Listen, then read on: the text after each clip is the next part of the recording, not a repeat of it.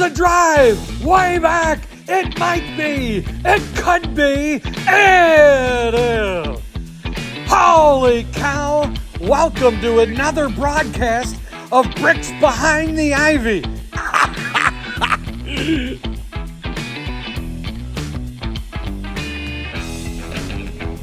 Hey, Cub fans! Welcome to another episode of Bricks Behind the Ivy. I am always your host, Jeff Candid Cubs Rogowskis, and this is a very special edition of Bricks Behind the Ivy. Happy 4th of July! By the time you're listening to this, it'll be the 5th of July, which actually happens to be my birthday, so happy birthday to myself, which is kind of weird now saying out loud, but we're live from inside the Candid Cub Cave right before I go watch fireworks with my family. So this will be an abbreviated intro this week. But even with an abbreviated intro, there's always time to say thank you to my favorite sponsors in the whole world, Wrigleyville Sports. Wrigleyville Sports brings you the best of Chicago sports gear in Wrigleyville. Yes, a family-owned business since 1990. They are the absolute best. They have custom jerseys, custom Cub stuff, hat collaborations with different social media folks. They've got it all. They've got Bears, Bulls, White Sox, and we don't need that, Cubs stuff, and they are right in the heart of Wrigleyville, so check them out today. And with July, we actually have a brand new coupon code, IVY10. Use that at checkout to get 10% off of your order at Wrigleyville Sports.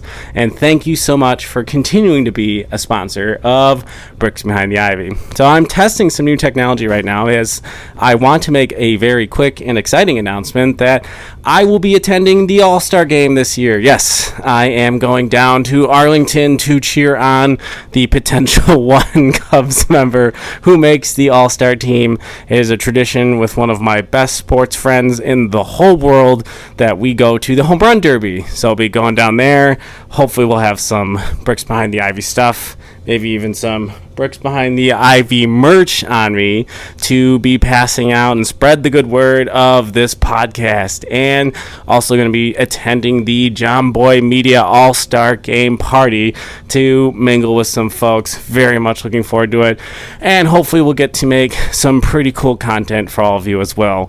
So this is actually kind of turned into a little bit of a walking tour of the Candid Cub Cave where you can see a little bit more. I don't want to show too much as it's a little messy right now as I'm doing some additional curating, but this week we have seen the Cubs continue to struggle.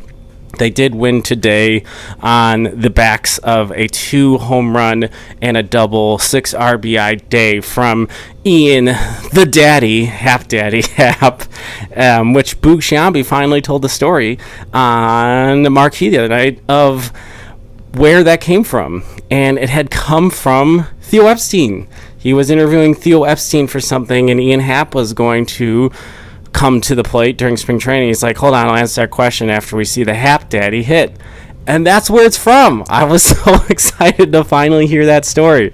So awesome, so cool, knowing that that nickname has come from the man himself, Mr. Theo Epstein.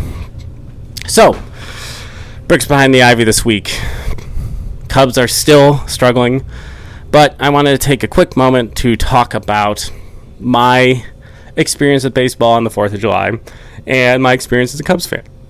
I have followed the Cubs my entire life, and it is just as much indoctrinated in my family. It's in my blood. I bleed blue. This team is my favorite thing.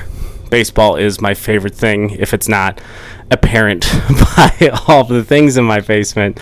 But there has been a lot of negativity around the team, and a lot of it is, rightfully so, given the market size, the amount of money that people spend, the loyalty the fans have for this team. I can see where the frustration comes from, but I'm not going to kind of kowtow to the negativity. I'm not going to provide any clickbaity type content.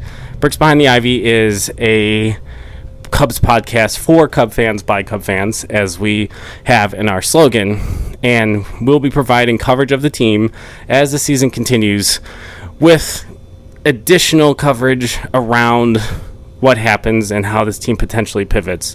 And we'll continue with, after this week, the box score blitz.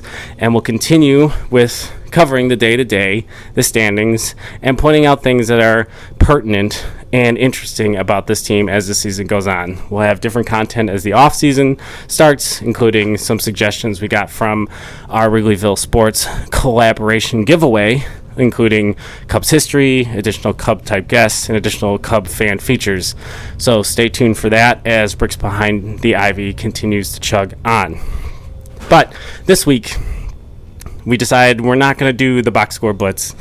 Just give everybody a break of hearing about frustrating Cubs losses, and also give myself some extra time with my family as it is 4th of July. And we did get a very special guest for this week. Brendan King, the play-by-play announcer for the South Bend Cubs, another fellow Southside Chicago Cubs fan, as I found out. Super cool. He joined me this week to talk about the state of the team, which we recorded last week, thoughts on some of the randomness, the performance thus far, and how to move forward. And then we also talked about some guys at South Bend that we're seeing and the South Bend Cubs experience. And it was really cool because we had a conversation about Ed Howard and how he was getting healthier. And he had said that a home run was coming super soon. And literally like a day after we recorded, Ed Howard hit his first home run of the season. I believe it was at the game that Crawley ended up being at, if you follow him on social media. So without further ado, thanks so much for listening to Bricks Behind the Ivy. Happy 4th of July. Hope you had a great 4th. Hope you stayed safe. Hope you're having a nice, long holiday weekend. But without further ado, here is Brendan King, the play-by-play guy of the South Bend Cubs. Check it out. And here's the 1-2. He got him looking on a fastball down the middle. And triple digits on the Four Winds Field speed gun there. 100 miles an hour. And that's a legit 100. Killian pumping in triple digits. First pitch. Driven in the air towards deep left field. Back it goes to the wall. It's Johnson there. Cubs win. Walk-off home run, Brian Palmer.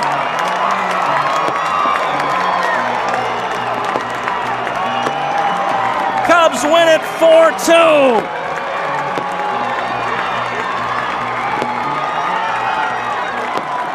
Palmer mobbed at the plate. It's his second homer of the season, the first at Four Winds Field. Cubs win.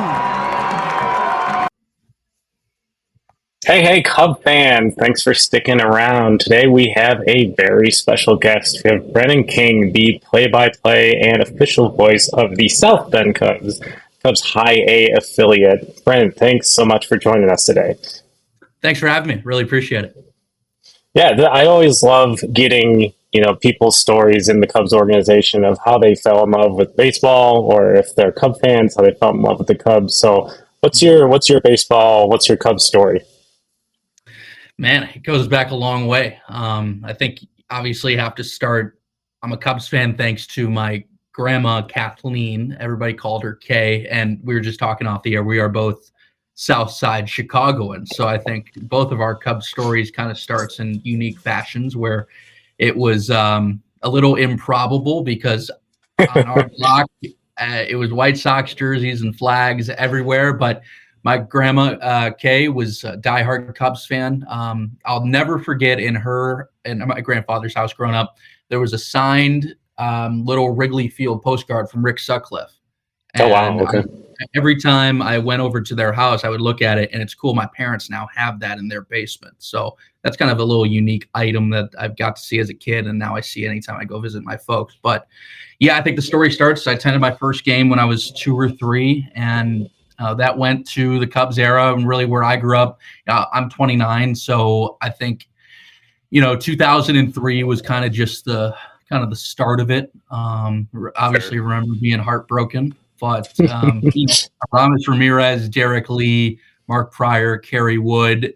Then the era goes into the Reed Johnsons and the legend, Darwin Barney when I was in high school. So yeah, I think, attending Wrigley, and I'll never forget, I got to take a tour of Wrigley when I was in high school. I did some broadcast work with the Chicago Bandits, and Okay. there was a high school-based broadcast crew that I worked with for the Bandits, and they invited us for a tour at Wrigley, and it was pre-scoreboard, it was pre-renovation. Actually, the Toyota sign had just gone up in left center, so that's kind of the era. I'll never forget, they brought me up to the broadcast booth. Len Casper was getting ready for that day's game, and Len invited us in the booth, and that's the moment that I can look back on and say, you know what, that's what I always knew I wanted to be a broadcaster, and I always wanted to get into it, but sitting with Len in the broadcast booth and watching him prep for a Cubs game while the organ's going and while the place is filling up, I'll always remember that moment as that kind of clicked, and that's what really meant a ton to me as a Cubs fan. Yeah, it makes a lot of sense. It's funny, just a lot of the players you name are in what we call the Candid Cub Cave, the basement of my house. They're all on. I have a Cubs Wall of Fame over there of my favorite players, and almost every one of the players you just named are in the Candid Cub Hall, and I think I should probably let those players know the high honor they've gotten of a plaque in a basement in the south suburbs. I'm sure that trumps the Hall of Fame for a lot of them. But yeah, that's really cool, especially Len Casper, who, is such a great voice in this game. Cubs were very lucky to have him, and been a lot of really great voices. And now you get to kind of add your name, to that pedigree of, the great voices in this organization. That's got to feel extra special.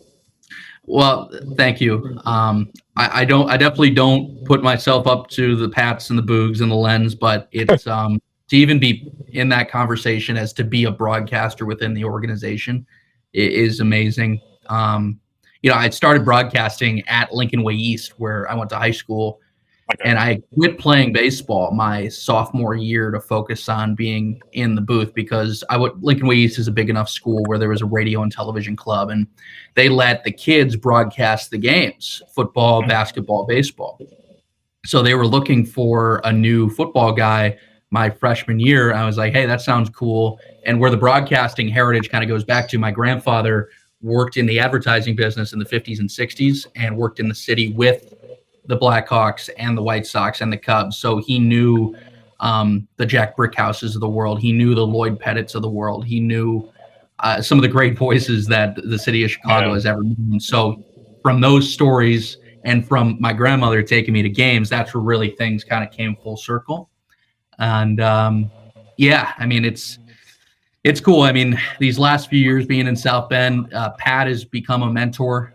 Him and I spend a lot of time together talking on the phone, talking about the biz. Boog, the same thing. I still keep in close touch with Len. So, yeah, it's special. And, God willing, hopefully someday I can be, up there and be able to follow their greatness. Yeah, you got to honor all of us Southside Cub fan kids and slide your way up and represent. So we feel like we've done our job in indoctrinating the enemy territory. But I want to. So with the establishment of Marquee, there's been additional opportunities for exposure for not just the higher affiliates of the Cubs, but South Bend as well. Has that been like a welcome opportunity to kind of flex a different muscle or get exposure? And what's that experience been like for you? No question about it. And it's really been unique because I joined South Bend in 2018. My first year as a baseball broadcaster actually came out in the Cape Cod League when I was in college over at Butler. And then my first pro job was in Boise, Idaho, former Cub affiliate, actually. At the time in 2017, they were the affiliate of the Colorado Rockies. So it's really where I was able to cut my teeth and just get some experience calling games. And then lucky enough to join South Bend in 2018, won our first championship in 2019. So getting to be on the call of that was super special. And, then COVID hit. Things changed, was able to go broadcast. I live in Indianapolis in the off seasons, so was able to call games in 2021 during the pandemic for the Indianapolis Indians as one of their number 2 broadcasters, working with a guy named Howard Kellman. Guy's been there for 45 years, legend of the game. Learned a ton from him. And then the situation came up where I was able to come back to South Bend in 2022, working alongside Max Toma, and we got another title in 22, and been there since. To answer your question, the Marquee Network, that was a super, super important part of me deciding to come back in 2022, just to get that exposure because, for one, as a broadcaster, it gets you unreal reps, puts you in front of the Cubs fan around the state of Illinois, or wherever that may be. And also, kind of just gets your name out there in a way, and it allows you to sort of connect with the org. It allows you to show off kind of the big prospects and what you know about them, and it also puts a face to the future of the Chicago Cubs at Wrigley Field. So, yeah, it's been super neat, and getting to share that experience with my family. I told you about my one set of grandparents, George and Kathleen. My other set of grandparents, Ada and Felix, they are actually from Italy, came over on a boat in 1952. They're on my mom's side. Diehard Cubs fans. So they fell in love with the Cubs the minute they stepped off that boat and came to Chicago. So I would go there after school all the time and, turn on WGN, turn on the Cubs game and watch it with my grandparents. What's been cool is, they're probably not the most technologically advanced people in the world, but they know that Channel 80 at their house is Marquee Sports Network. And I'll give them a buzz and I say, hey, we're going to be on Marquee tonight. And sure enough, Channel 80's on at the Izzy household, and they're enjoying it. So I think for both as a broadcaster, getting experience, and as a, somebody's family means a lot to me. Being able to share that with them is super cool.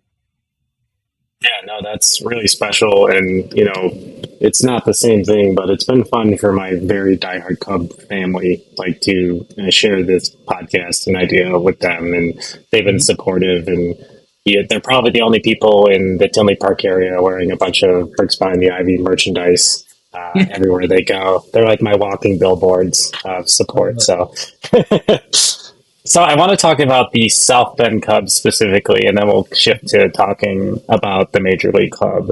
So South Bend Cubs, obviously a high A affiliate. There's a number of interesting prospects there. Some of them approaching the top 100 for the U.S. prospect listings, the MLB prospect listings. A lot of them in top 25 in the Cubs organization itself. What guys would you say really stick out to you, and are guys that you would, implore our listeners to start paying attention to over at High A? Well, I think it starts up the middle because both Jefferson Rojas and Pedro Ramirez have adjusted to High A ball.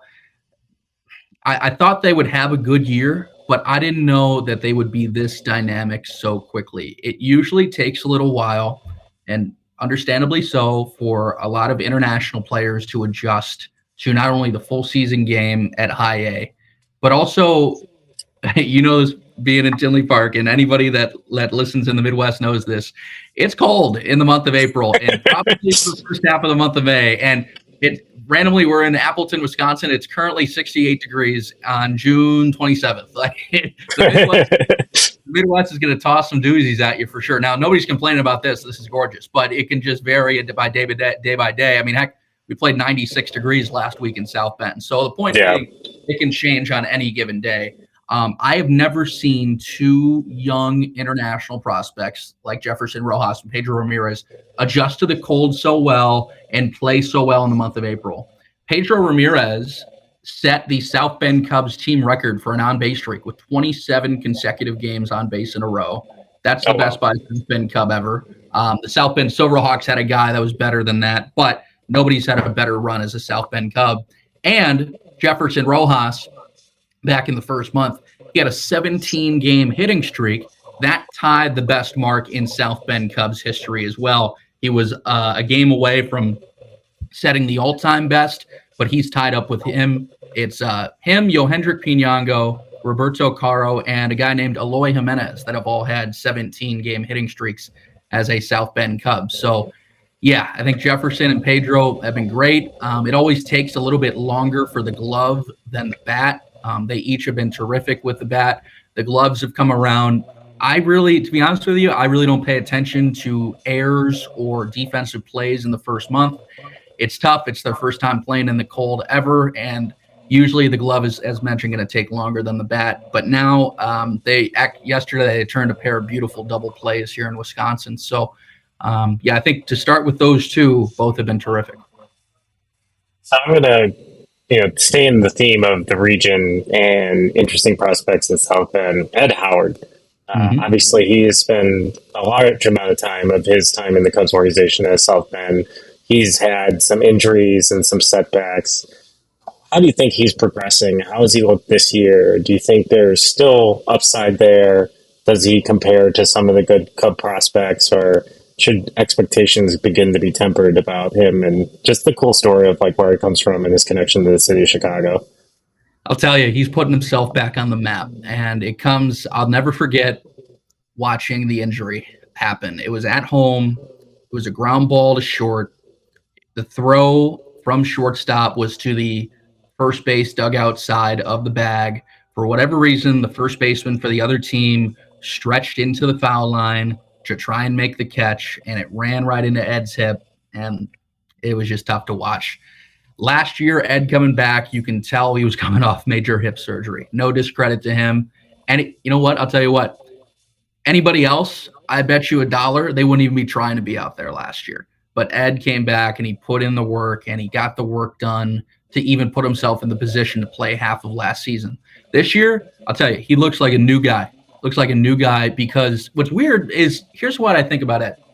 He's only 22 years old. So if Ed chose to go to college and chose to honor his commitment to the University of Oklahoma instead of being drafted by the Cubs in the first round, he would still just be coming out of college. It's interesting kind of how we look at that, where, okay, a guy's 22 coming out of college, he's just getting started. There's all this hope. Well, guy's 22 when he was drafted when he was 18. Suddenly, everybody's down on him. I've never really understood that. I think everybody should have that window of 18 to 22 to develop, no matter if they're in college or in pro ball. However, I do understand that people want to see Ed Howard quickly move up the system. There's no question about it. But yeah, I mean, just to see how comfortable he has looked, he has grown into his body. He's become leaner. He's become taller. He has grown. And like I said, he's only 22. So I think what's most encouraging, not only is he batting .350 since the month of May ended, he's putting up numbers at the plate, but he's also, if you see him take batting practice, he uses the opposite field just about as well as anybody on this team. But now the line drives that he was hitting at the start of the year, just getting his timing back, the line drives are starting to turn into deep fly balls. And eventually those deep fly balls are going to get over the wall. He doesn't have a home run yet this year, but that's all going to come because not only, and this is probably the craziest thing that I've talked to Ed about, he had to teach himself basically how to walk again after that hip injury. So not only do you have to teach yourself how to walk, that's teaching yourself how to run. That's teaching yourself how to swing. That's teaching yourself how to move your hips in the swing. So you're starting from ground zero there. So I think now that we're talking 2 years after the initial injury, we're pretty much a year past the grueling part of the rehab. I think the month of July, that's super exciting because if Ed's putting up numbers right now, if he has a good month of July, that's kind of what I'm keeping an eye out for to tell us of what he can be in 2025. Yeah, I think I'm going to keep an eye on him. I've been tracking him just out of interest and, just the pedigree and how high he was drafted and the really cool backstory with, the Jackie Robinson Little League team and being from Chicago. You just try to root for those stories just because very similar to the Bulls draft pick last night, a guy from Hinsdale, like local kid, likely playing for a team he potentially rooted for, grew up around. It just adds like a layer to the excitement. And yeah, I've been rooting for him. And I think there is definitely in the modern version of the game, there's this weird expectation that every player comes up and is Mike Trout. And it really just kind of discredits what Mike Trout is because nobody's Mike Trout but Mike Trout besides Shohei Ohtani, but no one's Shohei Ohtani besides Shohei Ohtani. So it's just, the game is very, very hard and there's at times a lack of patience. And I feel like Ed Howard has received, some flack from the deeper ends of Twitter on him not being up. But yeah, it's what people are talking about now with PCA at the major league level, that he didn't go to college, and he just did Dansby Swanson's podcast and talked about like how different he felt like things would be if he had gone to Vanderbilt, like he had planned on going to play baseball. And yeah, the guys now, instead of taking swings in the College World Series, is like adjusting to major league pitching at 21 years old. Like you got to give it time. It's just not. Yeah, it's a different world. So it is. It is. Oh, sorry. Go ahead. No, I was just going to say I'm somebody that doesn't really believe that Twitter is the real world. I think Twitter is very fake. You would be very correct. I mean, I'm on Twitter. I use it. It's a nice tool, but I don't pay much attention to opinions and whatnot. I just wish. Here's what I wish. I wish those types of people could come to the park every day at 1:00 and just watch a full day. And then I wish they can repeat it and do it again and again and again and again 150 times and just see what that's like, but that's just not how it is. No, exactly. It's, and this is a dynamite transition to the current state of the Major League Club and your thoughts on that. Obviously, at this moment in Dating the Podcast, expectations have not been met. There's been weird stretches and almost scripted endings to a lot of games, leading the league in one-run games, leading the league in blown saves, or close to leading the league in blown saves. And yeah, this was a year going in. The expectation was competing for the division, and they find themselves exactly at the halfway point, 11 games back and under 500. But I think that, from someone who tries to find the reasons and stuff, there are legitimate reasons around why this has happened. And, the Twitter universe is reacting with they don't care, they don't this, they don't that. And I would guarantee that if they had to say that to one of these players' faces, they'd get real quiet. Because that's not what's happening. There's not this trying to fix it type of situation. So given that long, eloquent slam of the current state of the Cubs, what are you seeing from a broadcaster's perspective? What is your thoughts on the Craig Counsell era and the current state of the Major League Club? Yeah, I mean, it's the question, isn't it? I mean, I wish I could watch more full games. Unfortunately, usually I'm catching the 8th and 9th innings, which, as you said, have been tough. Have been tough, but it is really challenging because you know what? I'm going to mention a name that may not be brought up with some of the big stars, but I think it really hurt them from the start. I think the Julian Merriweather injury, 100% from the start. He was going to be maybe not the guy, but he was going to be one of the guys to get it. And then with Alzolay struggling and then getting hurt, with Neris kind of put in that situation, I feel terrible for Hector Neris. You know what? That's such a tough situation when you are a great big league pitcher and you've had success over the years and you're put in that spot. And listen, would he like to have those pitchers back? 100%. Yeah. But, when you're relied upon that day in and day out, I just don't think people truly understand it. But at the same time, I can connect because we both grew up as Cubs fans. I can connect to it. I can connect to a fan base hungry to win. I can feel a fan base wanting a winner, especially when you put in the payroll that you did and you paid the manager. It is the perfect combination of, I was telling somebody this earlier, it is the perfect combination of slumping and injury. It is just a perfect storm that is derived because you cue some of those injuries that just don't happen. If Merriweather's healthy for the year, this is a first place team. It's just, and that's the weirdest thing to say. If somebody's listening to this and has no knowledge of the Cubs and just sees they're in last place, they think I'm crazy saying this, but this is a first place team if things just go their way in a few situations and a few of those leads are not blown. So, yeah, I mean, it's a challenge. You put in the money, you put in the time, you brought back the guys that you needed to, Belly, and you signed Dansby that long contract, and you thought Chris Morel is probably like to have that average, in the 240s or 250s, but it just hasn't happened. So I don't know. I wish I could wave a magic wand and say, hey, this is where you fix it, but it's just kind of a spiral that all started with a really tough injury to one of your better bullpen guys, and it's been there since. Yeah, I appreciate that because, sometimes when you expose your brain to the Twitter vacuum, you start to wonder if you're the one that's insane for thinking differently because things can get loud in that vacuum. And I think I've been trying to sit on the causal connection of the downfall.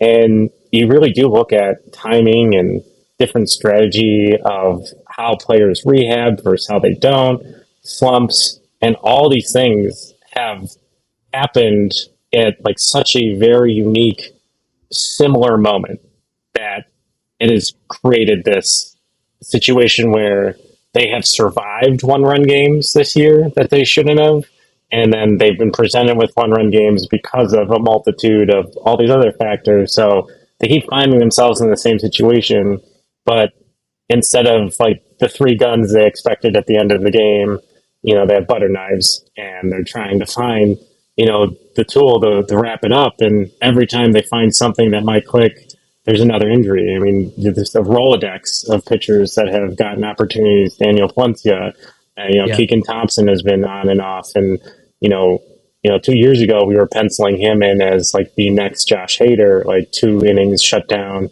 And he's had some health and control issues. And at Brett Alzolay, the question becomes, obviously the stuff is not elite stuff when it comes to velocity, but the slider's always been good. And with the arm issue and the extent that he's been out, how long was he dealing with that issue? And fans seem to think that these are things that are figured out overnight or stubbornness, but these are also adults and human beings who are trying to put their best foot forward and not thinking that there's something wrong until somebody takes a look and they find out something is wrong. So yeah, I think you can explain most of May with another Bellinger rib injury that might still be affecting the way he swings. And he's a big part of the middle of the lineup. And another oblique injury for Seiya Suzuki, a knee injury that has sapped the power out of Dansby Swanson, and his hunger for longevity and being the guy that's there every day.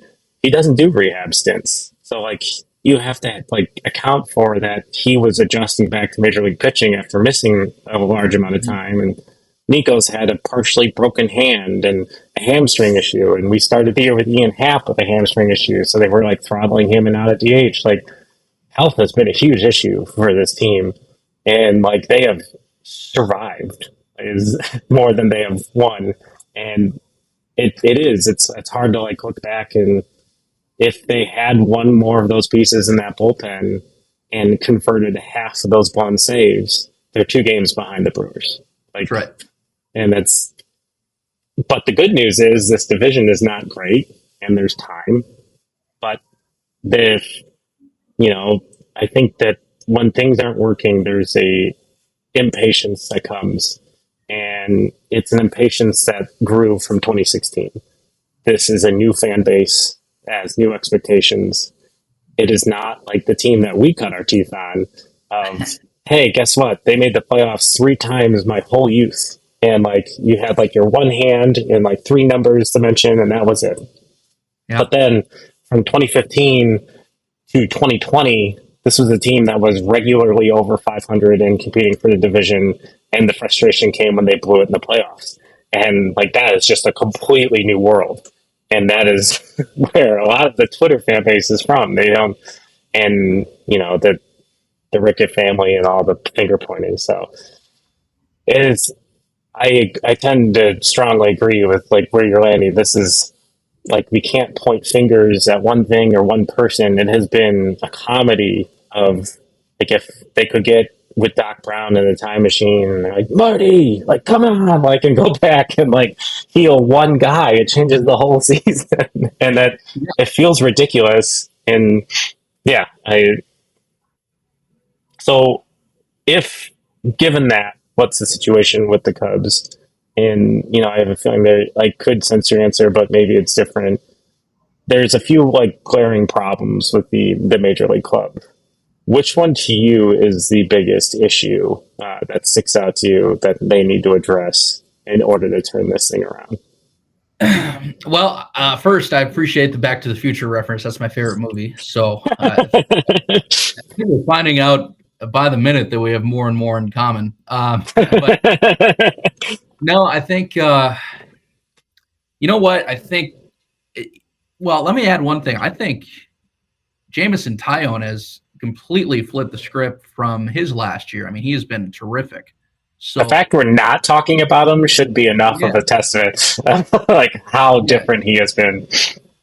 I mean, if not for, the Steele injury to start the year and maybe some other things that didn't go your way in the rotation, I mean, that'd be a bright spot in all of baseball. So I think Taillon's been great. Shota has struggled a little bit, but there's no question he's going to find it with his work ethic. And hopefully Jay Steele can just kind of round into form and just get fully healthy. I think the return of Kyle Hendricks has been cool to watch after how professional he was and going to the bullpen. And I mean, just a stand-up guy, 10 years of big league service. How about that? But yeah, I mean, to get back to your question, I think just based on the Hendricks jersey on my wall. Oh, there you go. Hendricks. This is a Kyle Hendricks pod. And, just another endorsement of, we analyzed while he was struggling that he needed to increase the curveball usage in order to find success. And there's been all these articles of late, and we've been trying to be like, hey, like maybe he listens to our podcast. Like maybe he heard this random guy who named his son after Kyle Hendricks. True story. That's what I did.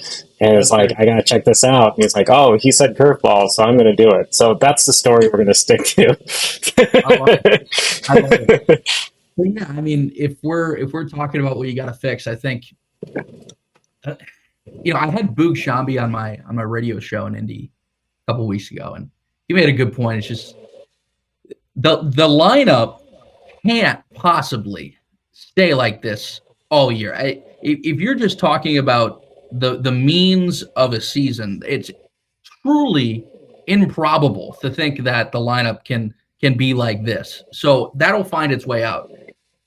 I do think you're just going to have to find the perfect storm to work in the bullpen. And I know it's June 27th, and that's so difficult to find midseason bullpen help without giving up a big prospect. But also the fact that Ben Brown has been hurt. I think there are some guys in the minors that can truly help you out. I think a name that, why not take a crack at it if you have the ability and you get a 40-man spot available, Michael Arias. If you're looking for velocity and you're looking for nastiness, this guy is wicked. I mean, he was a shortstop as of 4 years ago. He pitched in South Bend last year as a starter. Now he's on the big league fast track, just like Danny P., just like Luke Little, just like Porter Hodge. They've done the exact same thing with him. I think Porter's been a nice addition to the pen. Yes. Luke will find his game. There's no question. Luke's too good. He is going to figure it out, and he is going to be a great piece from the left side in that pen. But there's a guy at AAA. Give Michael Arias a crack. The worst thing that can happen is he walks a few dudes. If you're looking for nastiness and here's what you're looking for. You're looking for somebody in that other dugout to say, who is that and how do we hit that? That's Michael Arias. If he walks a few dudes, figure it out. Fall on the sword.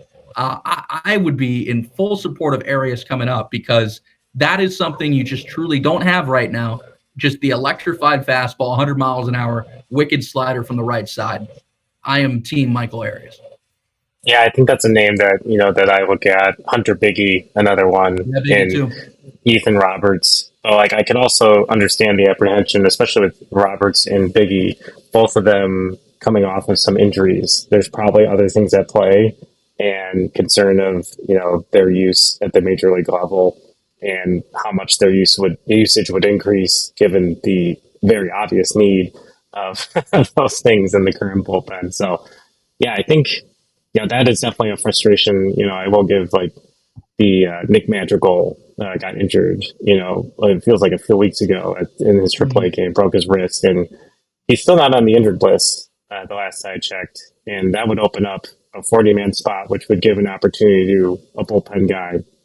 So it's that kind of mismanagement. We don't obviously know the full story of how they're addressing these things. And, the Cubs signed a reliever that was already on the West Coast. That was DFA'd from the A's today. And, he's going to be able to be there today, given, you used Hayden Wesneski extended in yesterday's game, dating this podcast, obviously, as the 27th. But, yeah, I think those are the things that are interesting that like folks are getting more frustrated about as the games continue to not go well. And yeah, it's definitely a challenging time. I think as a fan, every fan has a right to be angry about things because that's your right as a fan. But I think that there is plausible, reasons on why this has happened. And, at the end of the day, like, it would not shock me if we were talking about the Mets and the Astros as trade targets for the Cubs 30 days ago. And now neither one of them will be trading guys because they are both in the playoff hunt because they had one good month.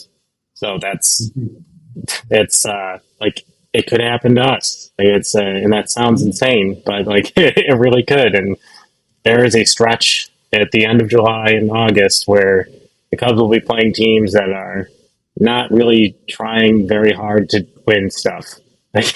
That'll be an opportunity for them, if they find some momentum to stack some wins. And, there is time, and I know that there's a lot of calls for major change in moving outfielders and such from the fan base. And yeah, like, I don't think that's something that happens in the middle of a season. You're not making major roster choices at the trade deadline unless you're looking to add that missing piece. So if this continues, I think it's going to be a very interesting offseason for the Major League Club. Yeah, I mean, how many times did Craig Counsell's Brewers make that September run? I mean, I think back to 2018 when Javi was having his MVP caliber year, and yes. Christian Yelich comes around the turn 4 and passes him for the MVP. And I'll never forget that month. That was my first year broadcasting in the Cubs org. So I'm getting ready as like, hey, playoff run my first year. That's cool. I get to kind of see this up close. And then obviously the Brewers came where they did. So I think, hey, Craig's got a proven track record that a September comeback is possible. And the most beautiful part about that is we're only about to hit July. So like you said, it takes 1 month. You just got to find a way to get as healthy as possible. And if you can, you go from there. This is a multi-step approach. You just don't start winning ball games. I think the focus has got to be health, and then you got to go inning by inning. I mean, this is Ryan, man. I mean, this is not just you show up and you win a ball game. This is an inning by inning battle, and you just need all hands on deck.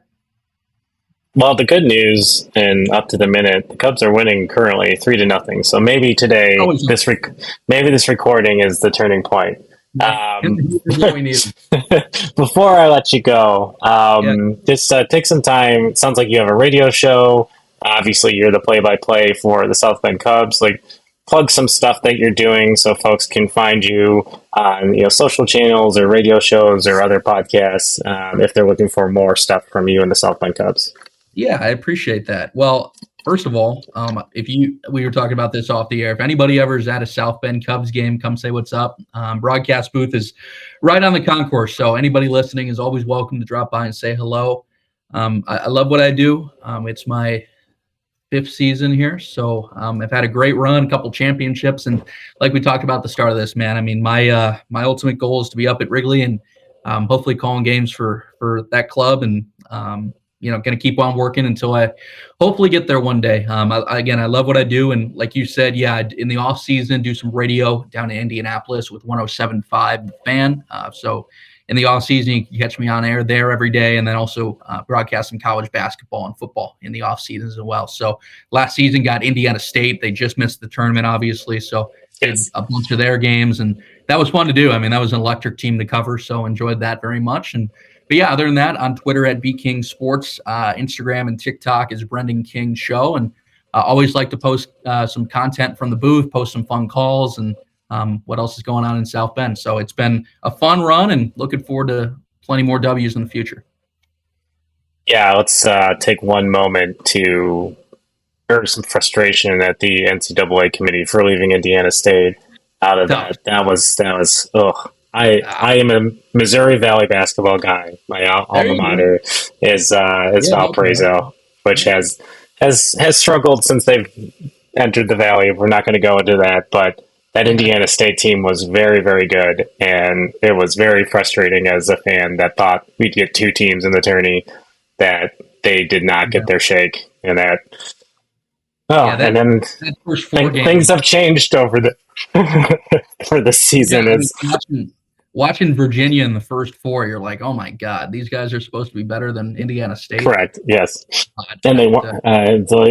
This is not a college basketball, but like all the things that they're supposed to do, net ranking and stuff, they were better than like 7 or 8 teams that were in the tournament. And yeah, but always not helping the little guy. On that note, for a completely different podcast, thank you so much for joining us. This is Brendan King, the play-by-play and voice of the South Bend Cubs. Check out the South Bend Cubs. Go to a game out of Four Winds Field. Super fun time, great atmosphere. I loved the branding. I have a bunch of South Bend Cubs hats in my house, including some Marvel variants and a bunch of fun things. Love the Studebaker references. For those who don't know, the Studebaker used to be produced in South Bend, hence the immersion of the Cubs brand with that call to the area. If you're in the Chicago area, it's a very quick drive, especially if you know Notre Dame football. Right there, right off that highway. Go check it out today. Thank you, Brendan, so much for your time. Always. Appreciate you having me.